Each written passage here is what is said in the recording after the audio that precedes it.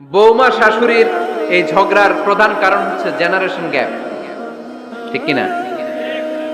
শাশুড়ি এক জেনারেশনের আর বৌমা আরেক জেনারেশনের। শাশুড়ি ভাবে একরকম, বৌমা ভাবে আরেক রকম। শাশুড়ি চায় বউর উপর খবরদারি করতে, বউ চায় শাশুড়ির উপর খবরদারি করতে। এই ডমিনেটিং এর কারণে কিলাকিলি আছে না নাই? এটা ঠিক না। আমার শাশুড়ি মায়েরা যারা আছেন, প্রথমে শাশুড়ি দিয়ে শুরু করি।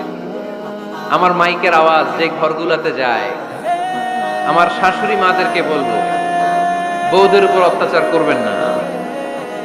ছেলেরে প্রশ্ন করে, তোর কাছে তোর বউ বড় না আমি বড়? আছে না নাই? এটা একটা প্রশ্ন হইল। তোর বউ বড় না আমি বড়? দুইজনেই বড়। দেখ, ছেলে সুন্দর উত্তর দিছে, আমার কাছে ভালো লাগছে উত্তরটা শুনে। এক মা প্রশ্ন করছে, তোর এতদিন আমি লালন পালন করে বড় করলাম, জীবন যৌবন তোর জন্য শেষ করলাম, আজকে বউ পাইয়া বউ তোর আপন হয়ে গেল? এবার ছেলে উত্তর দিছে, মা, আমার মুখ থেকে মা ডাক শোনার জন্য তুমি কি কষ্টটাই না করছো জীবনে। 10 মাস আমারে পেটে ধারণ করলা, খাইতে পারো নাই, বমি করছো, খালি ওষুধ খাইছো, তোমার পেট কেটে আমারে বের করা হয়েছে, 2 বছর আমারে দুধ খাওয়াইছো, পেশাব পায়খানা পরিষ্কার করেছো। বয়স যখন 3-4 তখন তোমার আমি মা ডাকছি। এই মা ডাকটা শোনার জন্য তুমি এত কষ্ট করছো, আর আরেকবারের মাইয়া এই ঘরে আইসাই তোমার মা ডাকা শুরু করছে। যেই মেয়েটা তোমারে মা ডাকে সে আমার আপন হবে না কেন মা? ঠিক কিনা? এই মা ডাক শোনার জন্য তুমি এত কষ্ট করলা, আমার লালন পালন করলা, 10 মাস পেটে ধরলা, পেশাব পায়খানা পরিষ্কার করলা, এরপরে মা ডাক শুনতে পারছো। আর আরেকবারের মেয়ে জানা নাই চিনা নাই এসেই তোমার ডাকা শুরু করছে মা। তো যে আমার মারে মা ডাকে তার স্থান তো আমার কলিজায়, ঠিক কিনা? শাশুড়ি আম্মারা যারা আছেন, প্লিজ বৌমাদেরকে কষ্ট দিয়েন না। অনেক শাশুড়ি আছে, পান থেকে চুন খসলে রেগে যায়, পদে পদে স্ত্রীর ভুল ধরে, বউয়ের ভুল ধরে, আছে না নাই? এটা করবেন না। সে তো নতুন, আপনার অনেক এক্সপিরিয়েন্স হতে তার সময় লাগবে, তাকে সময় দিন, তাকে ভালোবাসুন, ঠিক কিনা? না বুঝে সামান্যতে বৌমারে বদদোয়া দেয়, এরকম আছে না নাই? কিন্তু বুঝতে চায় না, বৌমারে যদি বদদোয়া দেয় তাহলে তার নিজ ছেলের পরিবারের ক্ষতি, পেটে ধরা যে ছেলে, ছেলের পরিবারের কিন্তু ক্ষতি, তার আপন নাতি নাতনিদেরই ক্ষতি। আওয়াজ করে বলেন ঠিক কিনা? বৌমাকে বদদোয়া দিয়েন না। বৌমাকে নিজের মেয়ের মতো দেখবেন। সমাধান আমি দিচ্ছি। কেমন দেখতে হবে? নিজের মেয়ের মতো। নিজের মেয়ে সকালে ঘুম থেকে ওঠে 11টা, ওইটা সমস্যা নাই। বৌমা কেন উঠলো না, ওইখানেই ঝামেলা, আছে না নাই? মেহেরবানি করে আপনার বৌমাকে আপনার নিজের মেয়ের মতো দেখেন। নিজের মেয়েরে যেমনি আদর করেন তাকেও অমনি আদর করেন। আপনার বৌমারে যদি আপনি কষ্ট দেন, মনে রাখবেন আপনার নিজের মেয়েটাও আরেকবারের বউ হয়ে কয়েকদিন পরে যাবে। আপনি যা যা করবেন আপনার মেয়েকেও তারা ওই রকম কষ্ট দিয়ে বাড়িতে ফিরিয়ে দিবে। চিল্লায় বলেন ঠিক কিনা? খবরদার, টিট ফর ট্যাট। ইট্টি মারলে পাটকেলটি খেতে হয়। এজন্য শাশুড়ি আম্মাজানেরা যারা আছেন, বৌমার সাথে খারাপ আচরণ করবেন না মেহেরবানি করে। তাকে আপনি কষ্ট দিলে আপনার নিজের মেয়েটাও আরেক বাড়ির বৌমা হবে, সেও ওই বাড়িতে এই কষ্টগুলো ভোগ করবে। এগুলো যখন আপনি শুনবেন তখন আপনার চোখ দিয়ে পানি পড়বে কি পড়বে না? পড়বে। এবার আসেন বৌমার কথা বলি। বৌমা যারা আছেন মেহেরবানি করে, বৌমা যারা আছেন মেহেরবানি করে আপনার শাশুড়ি আম্মাকে নিজের মায়ের জায়গায় রাখবেন। আপনার বাড়ি ছেড়ে নতুন বাড়িতে আসছেন, তো এটাই তো আপনার বাড়ি। আপনার মা রেখে দিয়ে নতুন মা পাইছেন, এটাই তো আপনার মা। তো ওনাকে মায়ের জায়গায় বসাতে আপনার সমস্যাটা কোথায়? বৌমারা খেয়াল রাখবেন, আপনি আপনার শাশুড়ির সাথে যে আচরণটা করতেছেন, আপনার শেষ বয়সে আপনার ছেলের বিয়ে দেওয়ার পরে যে বৌমাটা আসবে ওই আচরণই আপনাকে ফিরিয়ে দিবে। The nature has its own return. প্রকৃতির একটা মাইর আছে, এটা শেষ মাইর, এটা শেষ খেলা। প্রকৃতির খেলা বড় খেলা। আপনি আপনার শাশুড়ির সাথে যে আচরণ করবেন, আপনার শেষ বয়সে আপনি একদিন শাশুড়ি হবেন, এটা মাথায় রাখবেন। ওই আচরণই আপনি ফিরে পাবেন। আওয়াজ করে বলতে হবে ঠিক কিনা? এজন্য 9 নাম্বার পয়েন্টস হচ্ছে মিউচুয়াল রেসপেক্ট। সবাই যেন সবাইকে ভালোবাসি। দোষ ছাড়া মানুষ নাই, সবার দোষ আছে, আমরা যেন একে অন্যের দোষ না খুঁজি।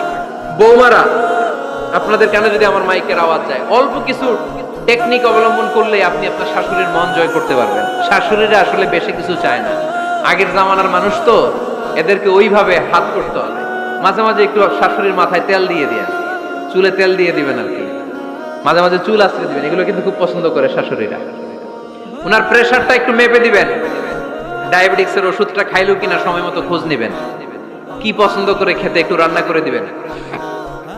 যেই বক্তার ওয়াজ শুনতে পছন্দ করে ওই বক্তার ওয়াজগুলো ডাউনলোড করে শাশুড়ি আম্মাকে দিবেন, ইসলামী বই দিবেন। দেখবেন বয়স্ক নারীরা মাহফিল যেতে খুব পছন্দ করে, ওয়াজ শুনতে খুব পছন্দ করে, নবীদের কাহিনীগুলো শুনতে পছন্দ করে। বসায় বসায় একটু কাহিনীগুলো শোনাবেন। বাইরে বেরোলে জিজ্ঞেস করেন, আম্মা আপনার কিছু লাগবে কিনা। আর একটা টিপস আছে, চুল যখন আশ্রাবেন আর শাশুড়ির মাথায় যখন তেল দিয়ে দিবেন, তখন অতীতের কথা জিজ্ঞেস করেন, দেখবেন অতীতের স্মৃতিতে হারিয়ে গিয়েছে আপনার শাশুড়ি। কি জিজ্ঞেস করবেন জানেন? জিজ্ঞেস করবেন, আম্মা জান, মুক্তিযুদ্ধের সময় আপনার বয়স কত ছিল?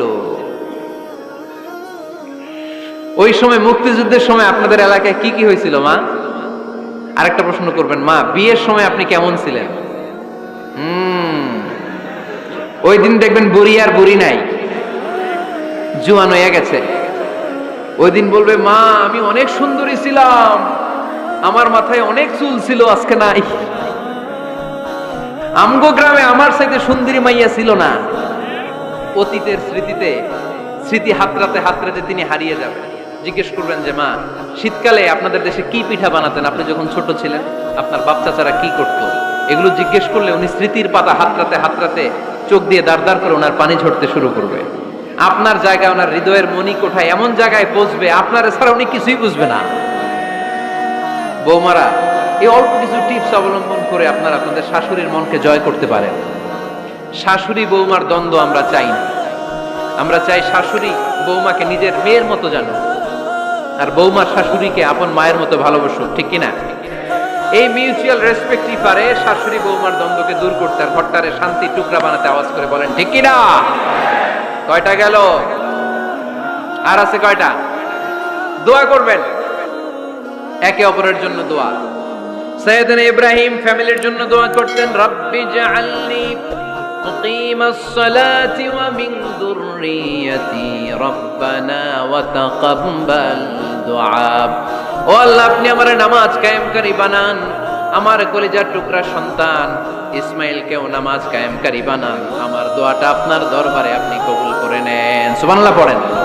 রব্বানা ইন্নী আসকানতু মিন যুররিয়াতি বিওয়াদিন গায়রি যী যার'ইন ইনদা বাইতিকাল মুহাররাম।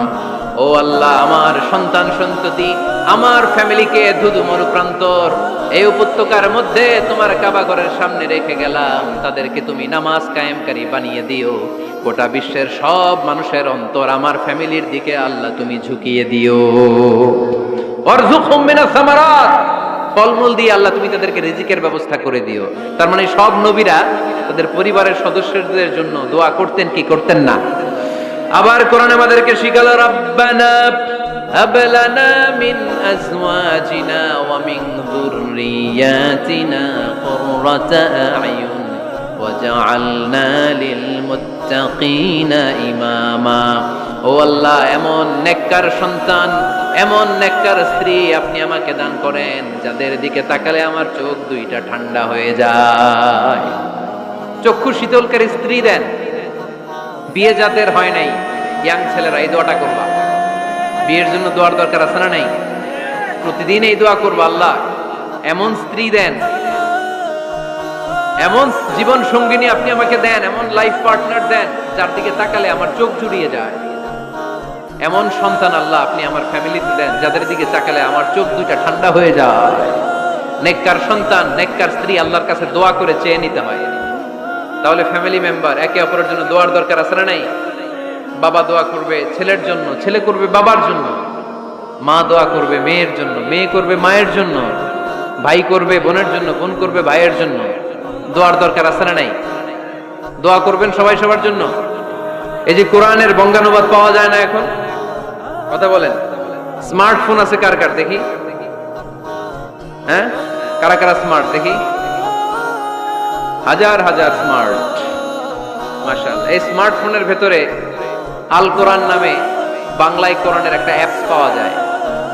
কথা বলেন, পাওয়া যায় কি যায় না? আজকে থেকে এই অ্যাপসটা ডাউনলোড করে প্রতিদিন 1 আয়াত 2 আয়াত 3 আয়াত করে পড়া শুরু করে দেন। বাঁচতে হলে পড়তে হবে, বাঁচতে হলে জানতে হবে, ঠিক কি না? এই স্লোগান আমাদেরকে শিখায়। এই স্লোগান তো আল্লাহ, এই স্লোগান দিয়েই তো আল্লাহ কোরআন শুরু করছে। ইকরা বিসমি রাব্বিকাল্লাযী খালাক। বাঁচতে হলে জানতে হবে, বাঁচতে হলে পড়তে হবে, পড়ার কোনো বিকল্প নাই। আওয়াজ করে বলেন ঠিক কি না? সুজানগরের রায়েরা, মোবাইলের অ্যাপসের ভিতরে আমরা কোরআন রাখতে রাজি আছি তো সবাই? হাদিসের অ্যাপস ডাউনলোড করতে রাজি আছি তো? বাস রাজি আছি, ডাউনলোড করে রাইখা দেবো, আর কেউ পড়বো না নাকি?